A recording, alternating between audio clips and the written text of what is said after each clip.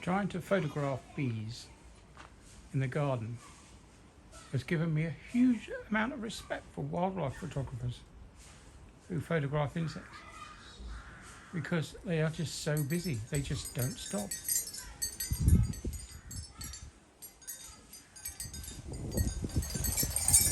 Especially when it's windy.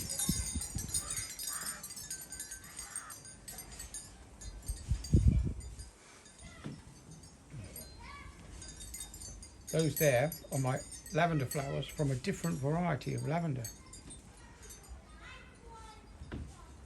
That looks like a red-tailed bee.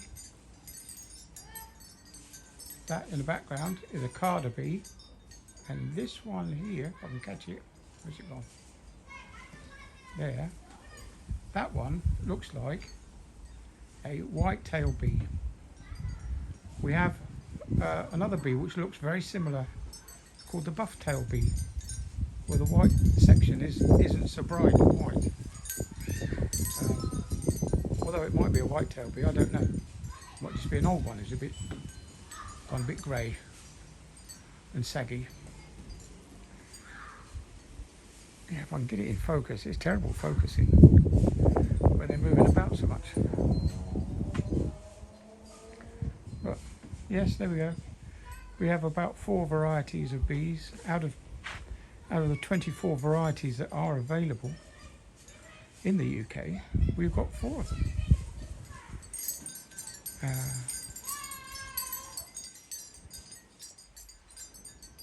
There are no honeybees in our garden. Just these. There we go. There's that one. There it is. That looks like a carder bee, a common carder bee.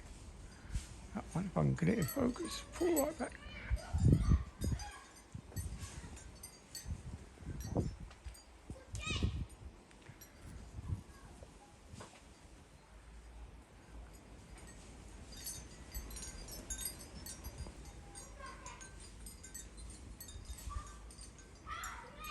Nice sunny morning.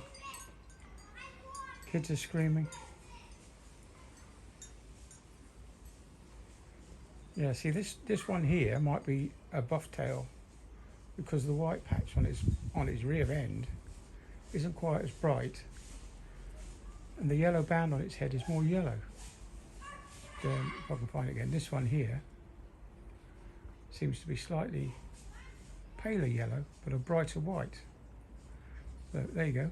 So that's I think that's 2 varieties of bees. There's another one there. And definitely, if I can catch it mid-screen over there, is a red tail. He's gone a bit closer now, he's gone right up close. Red tail, yes, definitely a red tail. All these things in my garden.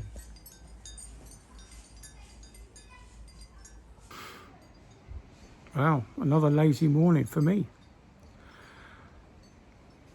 Looking at the bees. One thing I've noticed in the last couple of years, maybe the last 5 or 6 years, is a lack of insects. I don't know if you're a bit like me. I noticed when I was a mere youngster of about 20 years old, out on my motorbike during the summer months, my visor would get splattered with insects, green fly and all that kind of stuff. Especially driving through the motorways that were near farmers' fields, where these great waves of green fly would come straight across the motorway. But now, when you're driving about, there's hardly any bugs splattered on your windscreen. You know, and it's okay. If you're a bit scared of bugs, you might welcome it. But as a person that understands that we need these pollinating insects to pollinate the corn, the wheat, the maize, the peas, the beans, and the barley and the oats, We need these creatures to pollinate, or else the seeds don't form. Now we've got a pear tree in our garden, which hasn't produced any pears for maybe 5 or 6 years. And this is because there's no insects at that time of year to pollinate them anymore. So we get no more pears in our garden. Come the summer months, our little apple tree is absolutely loaded with apples. That's because there's a different type of insect that comes out at that time of year. Yeah, so what we do need to protect our pollinating insects.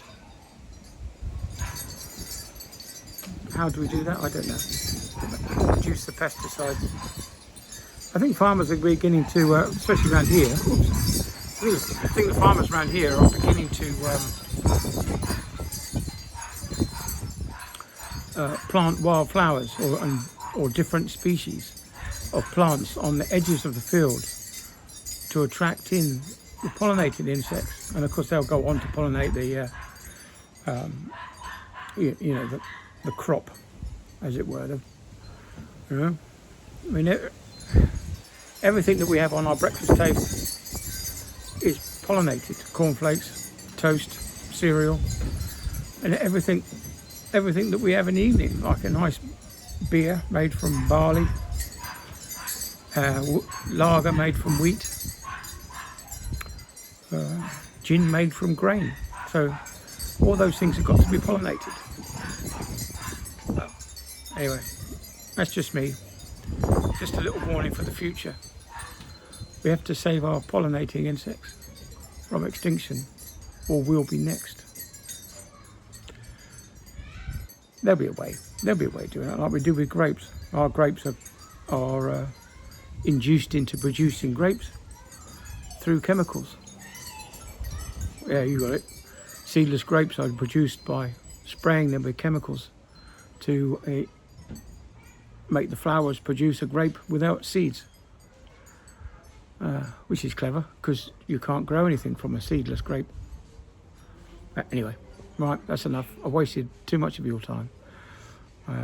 I'll go and get showered up and do a bit of digging around the garden, try and tidy up a little bit. I might even clean the guttering up there.